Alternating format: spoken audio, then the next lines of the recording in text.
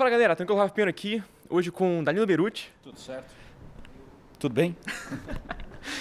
E a ideia é que a gente fale um pouquinho sobre o processo, porque a gente participou agora de uma palestra, barra mesa, tá? E levantou esse papo de processo, de como que ele monta as histórias e cria o RAF, o roteiro e tal. Eu queria falar um pouquinho sobre isso com ele. Então primeiro se apresenta para quem não te conhece e depois a gente puxa, por favor. Tá, eu sou Danilo Beruti, eu sou autor de quadrinhos brasileiro, já trabalhei com a Marvel, trabalho desenvolvendo uma série para o Maurício de Souza com uma versão adulta do personagem astronauta dele. Já estamos no 4º volume, tenho vários materiais publicados, Band 2, que é uma história de cangaceiro, Samurai Shiro, que é uma história de Yakuza no Brasil, uma série curtinha do Necronauta que me cobram continuação, um dia eu vou fazer. Estou para lançar material novo, essa CCXP. Tem o São Jorge, que já saiu faz algum tempo a Panini, que é a história, uma versão histórica do santo São Jorge. E estamos aí para responder perguntas. Ou seja, o cara tem a bibliografia gigantesca. Eu vou botar link na descrição para tudo que ele falou aí, para vocês quiserem pegar, comprar, procurar. Tá esgotado, acho que o Bando de 2 tá esgotado, não tá? Olha, eu não tenho certeza. A gente tem na mão, com o Cláudio da Zarabatana, uma versão colorida. A gente está esperando o momento certo para publicar essa versão colorida do Band 2, que é a versão que saiu na França. Porque até hoje aqui no Brasil só foi impressa a versão PB. Mas a gente está esperando o momento certo para lançar isso. Eu acho que desde que o país está não é o momento. Mas enfim, então a ideia é falar sobre o processo. Então eu queria perguntar para o Danilo o seguinte, já que ele escreve e desenha, nem todas as histórias ele escreveu e desenhou, mas nas que ele escreve e desenha, como que é a lógica disso, né? Por onde ele começa, qual é o meio, como é que ele chega na página final? Então, quer contar isso para a galera? Bom, a gente estava conversando, na verdade é um assunto que surgiu hoje. Eu estava explicando que uma das coisas que eu faço para estruturar um roteiro é abrir isso é meio uma coisa que tem gente que vai achar horroroso que eu vou falar, mas eu abro um documento de Excel e aí no documento de Excel eu vou inserindo as células, as informações da história, os momentos da história que eu quero, as coisas que eu quero ver na história. E aí depois eu faço meio que um trabalho arqueológico, descobrir o que interliga esses momentos, descobrir quem são os personagens, qual é a motivação deles. Às vezes o personagem vem antes, às vezes são os momentos da história que eu quero ter que vem antes, às vezes é um tema, às vezes é um plot. Mas eu uso muito esse método de construir um pseudo-roteiro no Excel, porque é fácil você modificar a ordem das células e eliminar células quando você começa a compor a história com mais corpo e perceber que tem coisas que estão sobrando, ou coisas que não se aplicam, não funcionam tão bem, ou que você tem ideias melhores. Aí, a hora que eu estou satisfeito com esse processo, às vezes eu escrevo um storyline um pouquinho mais detalhado, às vezes eu detalho alguma coisa, mas geralmente eu já passo para uma parte de decupação da história pelas páginas. Então eu dou uma olhada nessas células do Excel que representam as cenas, aloco páginas para cada uma dessas cenas. Então eu estava comentando inclusive hoje que às vezes é engraçado como uma parte de diálogo que num filme demora mais tempo, consome menos tempo num quadrinhos, enquanto que uma parte de ação que pode acontecer muito rápida num filme, no quadrinhos exige um número maior de páginas para ser contado. E mais tempo até para desenhar, né? Porque demora mais pra...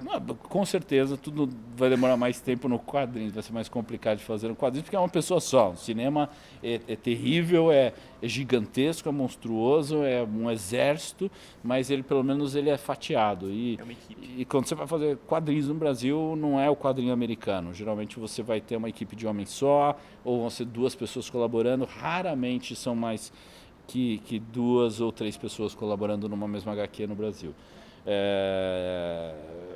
Por uma questão puramente financeira, que chega uma hora que você quer pagar todo mundo. E até mesmo, né, o Brasil tem essa coisa, os talentos brasileiros, tem gente que só desenha, tem gente que só escreve, mas eu acho que se você for pegar o quadrinista médio brasileiro, ele meio que tende a escrever e desenhar. E finalizar. Né? E publicar, e vender, publicar, função. exatamente. Então você vai acumulando essas funções. Eu hoje em dia, eu tento ao máximo me concentrar nas coisas que eu quero fazer. Eu nunca, acho que uma HQ minha só, eu pus cor. O Astronauta que é colorido é a Chris Patrick que faz. Eu tento meio que me concentrar no que eu gosto de fazer, que é roteiro, lápis e arte final. Até para fazer melhor, né? E pra, sei lá, faz parte, é intrínseco. Nada impede que, por exemplo, um dia eu não passe um roteiro para um... Mas é que eu não estou acostumado a escrever roteiro. Então, como eu estava descrevendo, eu faço esse Excel, eu decupo as páginas e eu saio desenhando. Mesmo em histórias longas, que tem 250 páginas ou alguma coisa assim, e meio que é engraçado. Eu desenho tudo e eu sei quais são os diálogos. Mas os diálogos só são escritos depois que eu já tenho tudo, ou tudo rafiado, ou tudo finalizado. E aí eu jogo, eu estou trabalhando hoje em dia em digital, né? Eu jogo isso para o programa que eu uso, que é o InDesign. E aí no InDesign eu faço uma balonização tosca, e vou trabalhando o texto, vou trabalhando os diálogos. Às vezes tem alguma coisa que volta para a arte para ser consertada, porque... O balão não cabe ou algo assim? Ou o balão não cabe, ou a expressão do personagem está errada, ou eu acho que de repente se eu decupar a cena um pouquinho diferente, eu consigo encaixar um diálogo de uma forma mais interessante. Então eu tenho uma tendência muito a trabalhar esse lado visual da história, né? Tem roteiristas que são super fortes no diálogo, são super fortes na parte escrita da história. Eu sou um cara um pouquinho mais da celeuma visual, né? Isso é legal, porque afinal de contas o quadrinho é visual, né? É visual, mas ele é texto. Eu assim, não quero roubar o jabuti de ninguém, mas eu acho que assim, a literatura é outra coisa, sabe? Eu acho super importante o quadrinho estar em eventos de literatura e dividir espaço com livros, mas a coisa que eu faço acho que talvez seja um pouquinho mais entretenimento. O trabalho que eu tenho, acho que não deixa de ser arte, mas ter uma pegada um pouquinho mais de entretenimento, até porque, sim, sabe, trabalhando com personagem de Maurício Souza e coisas assim, e eu faço quadrinhos que no cinema seriam filmes de gênero, terror, aventura, ficção científica. Então eu enveredo mais por esse trabalho. E aí eu acho que tenho essa tendência a trabalhar no visual, se presta mais a isso, né? Tem outros quadrinistas que trabalham muito mais o texto, onde a coisa do texto é muito mais presente, muito mais importante. Tem coisa de trabalho, por exemplo, do Alan Moore, que se referencia não nos próprios quadrinhos, mas se referencia na literatura. Aí você tem uma outra pegada, aí você tem escolhas específicas das vozes dos personagens que você tem que fazer.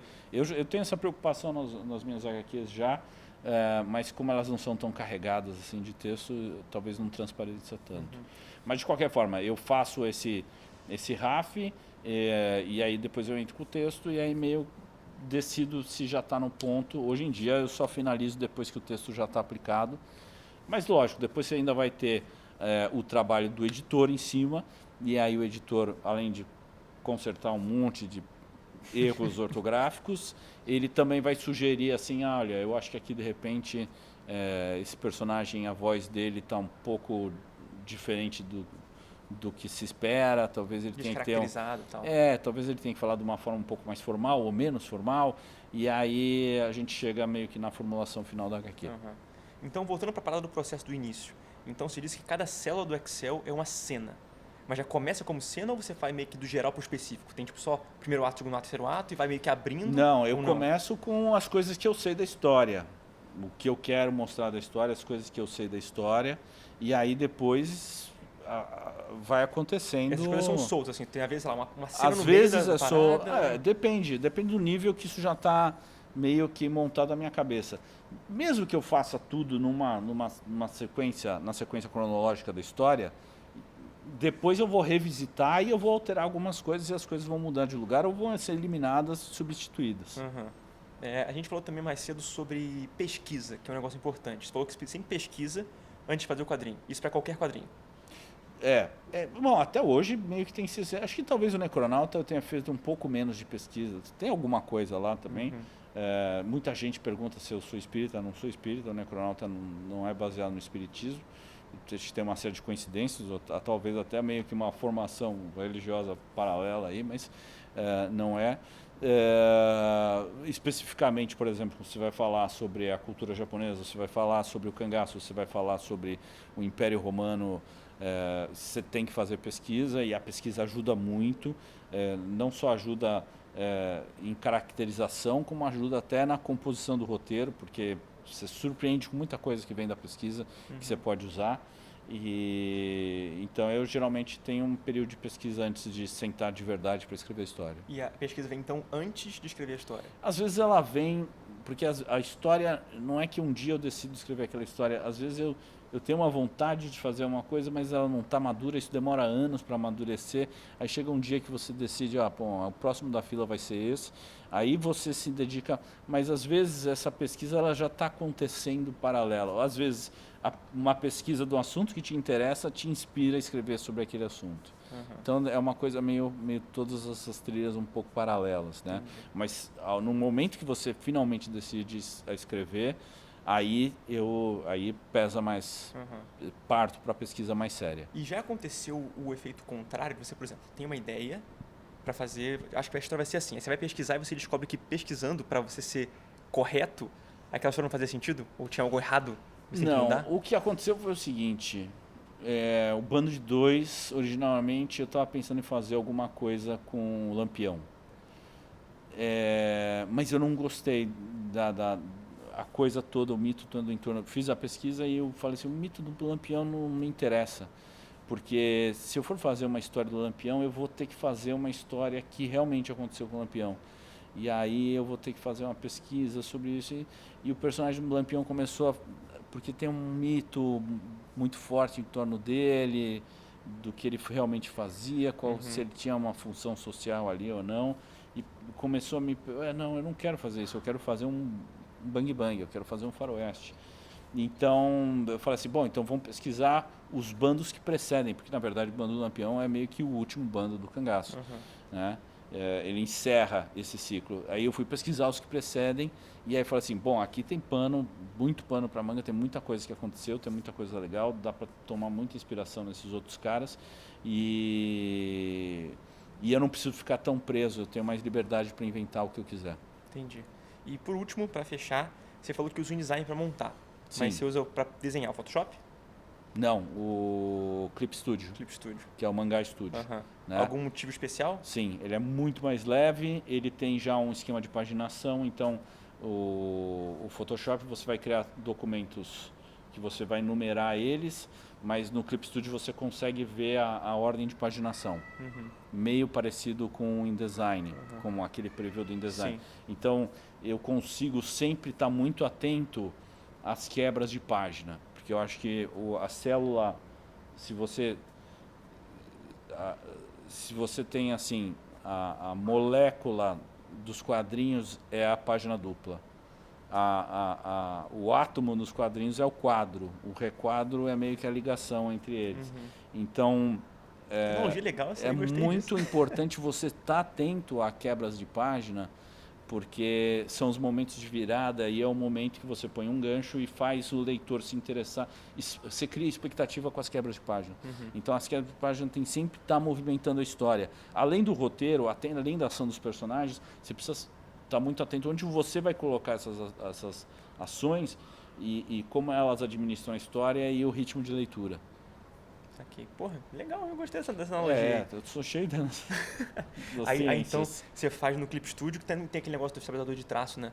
Que ajuda. Do quê? O estabilizador de traço. Eu não uso estabilizador de traço, não. Eu uso muita resolução, o Clip Studio é muito mais leve do que o Photoshop e é muito mais fácil essa coisa de você já abrir as páginas por esse índice que ele tem dentro do programa e fechar as páginas conforme você vai fazendo. Como meu traço é meio sujão, é mais solto e tudo mais, eu tento muito no digital emular o resultado que eu tinha quando eu trabalhava no tradicional. Eu gosto de uma página minha quando você não consegue perceber que ela é digital. Né?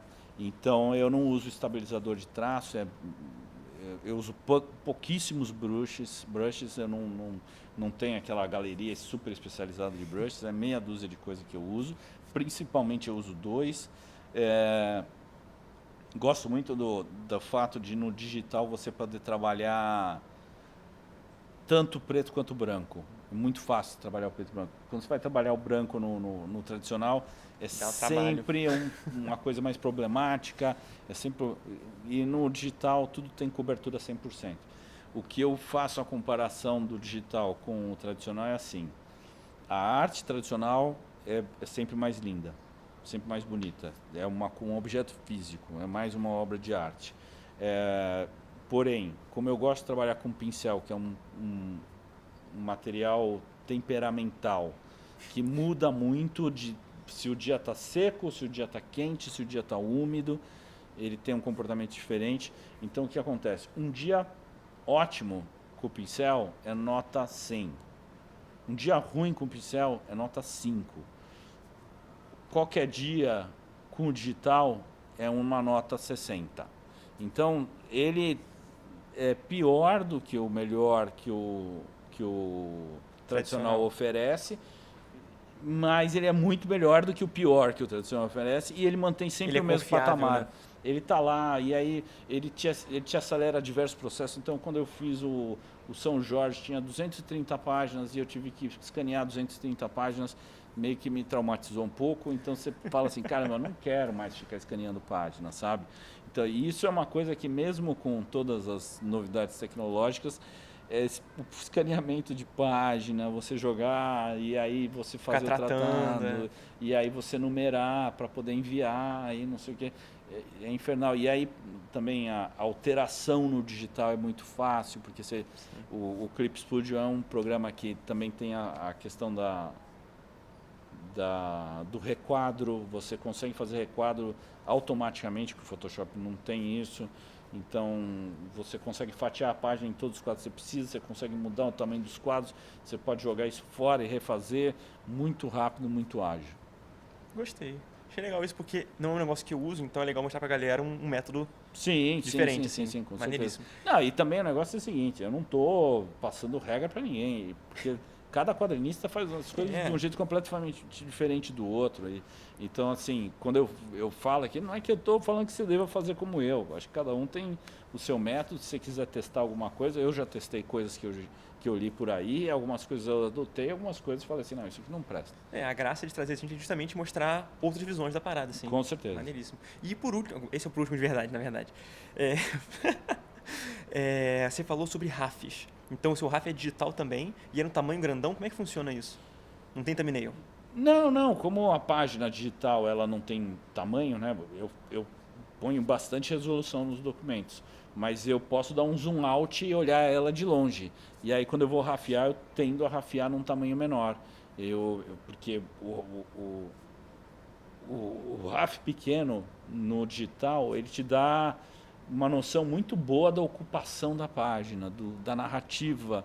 E aí você vai meio que parte de um brush mais tosco, grosso, onde você vai marcar mais as silhuetas, e aí eu vou adicionando detalhes com isso, crio layers novos, transformo os layers anteriores em um subtom como se fosse um lápis para usar como base, e aí daí vai surgindo o desenho final e trabalhando num tamanho pequeno às vezes, porque eu já no tradicional eu sentia que muitas vezes o meu RAF tradicional do thumbnail, de um sulfitezinho, tinha mais dinamismo e atitude e uma leitura melhor do que quando eu tentava ampliar esse RAF para a página inteira.